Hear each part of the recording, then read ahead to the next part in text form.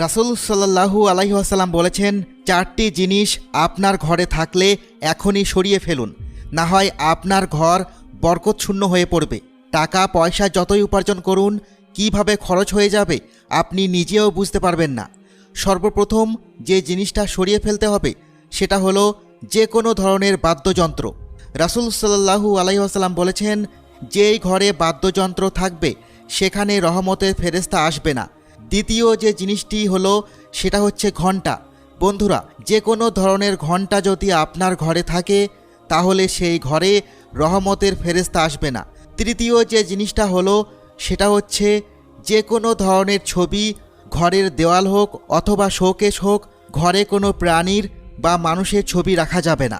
চতুর্থ যে জিনিসটা হলো সেটা হচ্ছে টয়লেট থেকে বের হয়ে দরজা আটকে রাখবেন, কোনোভাবেই দরজা খোলা রাখবেন না।